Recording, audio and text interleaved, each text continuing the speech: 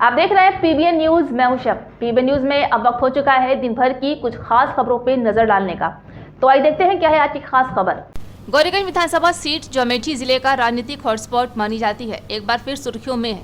इस बार चर्चा का केंद्र बने हैं समाजवादी पार्टी के युवा नेता मोनू सिंह। लंबे समय से पार्टी के सक्रिय कार्यकर्ता रहे मोनू सिंह न सिर्फ स्थानीय स्तर पर मजबूत जनाधार रखते हैं, बल्कि युवाओं और किसानों के बीच खासा प्रभाव भी रखते हैं। बीते कुछ महीनों में उन्होंने अपने सामाजिक अभियानों, जनसंपर्क यात्राओं और पंचायत स्तर पर सक्रिय भागीदारी का जरिया क्षेत्र एक नई ऊर्जा पैदा की है।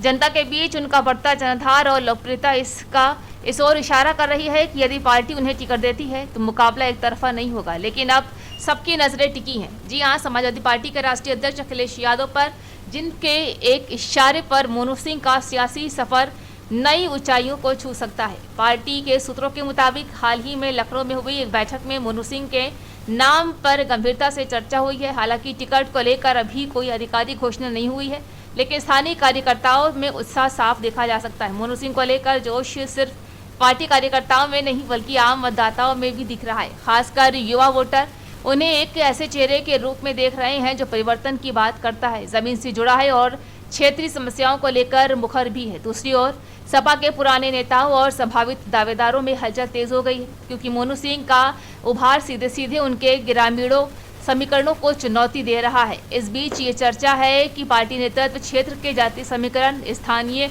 समीपस्थ पार्टियों के गठजोड़ और पिछले चुनावी आंकड़ों को ध्यान में रखकर ही अंतिम फैसला करेगा। वहीं मोनू सिंह बार बार यही कह रहे हैं कि वो किसी पद या टिकट की दौड़ में नहीं है। अगर पार्टी उन्हें आदेश देती है तो पीछे नहीं हटेंगे और पूरी ताकत से मैदान में उतरेंगे।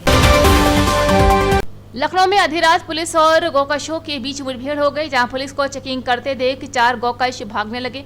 वहीं पुलिस ने जब पीछा किया तो उन्होंने फायर करना शुरू कर दिया। पुलिस की जवाबी कार्रवाई में एक गौकश के पैर में गोली लग गई, बाकी के उसके 3 साथी भागने में कामयाब रहे। ये हाफ एनकाउंटर दुबग्गा थाना क्षेत्र के किसान पथ पर हुआ है, जहां घायल गौकश को पुलिस ने गिरफ्तार कर इलाज के लिए अस्पताल भेज दिया। डीसीपी पश्चिम में विश्वजीत श्रीवास्तव ने बताया है कि 12 सितंबर को दुबग्गा के सराय प्रेमराज गाँव में गौकश की घटना सामने आई थी, जहां घटना का खुलासा करने के लिए दुबग्गा पुलिस और क्राइम ब्रांच की संयुक्त टीम बनाई गई थी। जांच में वसीम समेत इस्तियाक, मोहम्मद अहमद, सुफियान और रियात अली के नाम सामने आए थे। तभी से पुलिस उनकी तलाश कर रही थी। तो वहीं घायल बदमाश की पहचान कासिमपुर हरदोई निवासी वसीम के रूप में हुई, जहां पुलिस ने उसके कब्जे से 315 बोर का तमंचा और कारतूस बरामद किया है। वसीम के खिलाफ गौकशी समेत कई आपराधिक मुकदमे दर्ज है, जहां पुलिस फरार अपराधियों की तलाश में दबिश दे रही है। लखनऊ के दरगाह ख्वाजा मोहम्मद नबी रजा शाह उर्फ दादा मियाँ के उर्स की शुरुआत हो चुकी है, जहां 15 रोजा उर्स का आगाज सोमवार देर रात मिलाद शरीफ और मुशायरे से हुआ है। 15 सितंबर से 19 सितंबर तक चलने वाले उर्स में बड़ी संख्या में अकीदतमंदों का जमावड़ा लगा हुआ है। मिलाद में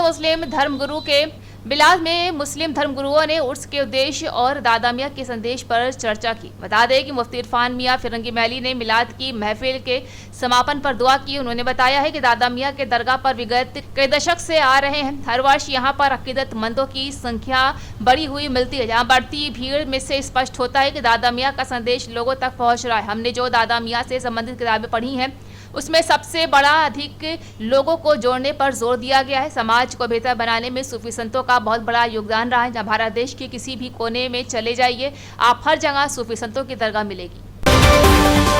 पीएम मोदी बिहार के दौरे पर पहुंचे। इस दौरान उन्होंने पूर्णिया में एक जनसभा की, जहाँ स्टेज पर पूर्णिया से सांसद पप्पू यादव भी मौजूद रहे। इस दौरान पीएम मोदी और पप्पू यादव के बीच बातचीत हुई।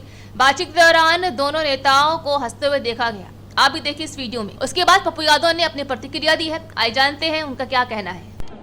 जनता का दुनिया से रेलवे को जोड़ने का, मेडिकल का 6 महीने का वादा मैंने पूरा किया, एक संकल्प थी।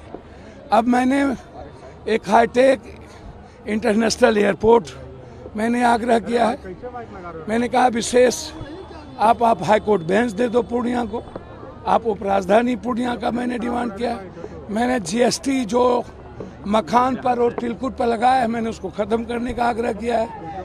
मैंने आग्रह किया है कि आप एक एम्स की और हाईडेम को अविलंब बनाने के लिए मैंने आग्रह किया है।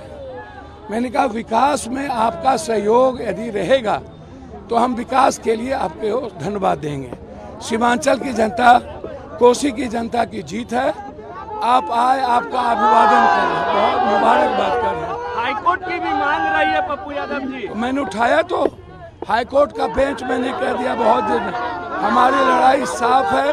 एक हाईकोर्ट बेंच, उपराजधानी और एक इंटरनेशनल स्टेडियम का मैंने बात की। और बाढ़ से तो मुक्ति दिला दो, और मकान आप वोट दे रहे हो, जीएसटी हमको लगा रहे हो, हावड़ा फावड़ा में जीएसटी नहीं लगा रहे हो, तो आप भागरा में तो आप हम पर जीएसटी क्यों?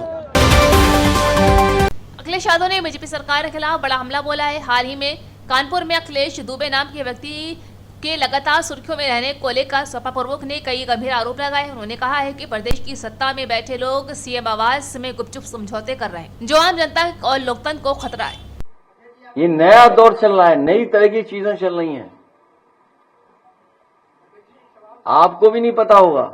कानपुर में पूछिए सवाल, इधर उधर मत भागिए। अब आप सोचिए, कानपुर की घटना के बारे में जो सूचनाएं और जानकारी लोग दे रहे हैं, इतना गंभीर मामले हैं, आप कल्पना नहीं कर सकते। जमीन के मामले जुड़े हुए हैं, हत्याओं के मामले जुड़े हुए हैं, ब्लैकमेलिंग के मामले जुड़े हुए हैं, फेक इनकाउंटर का मामला जुड़े हुए हैं, आईपीएसओ के मामले जुड़े हुए हैं, जमीनों के मामले जुड़े हुए हैं, पैसे के लेन देन जुड़ा हुआ है।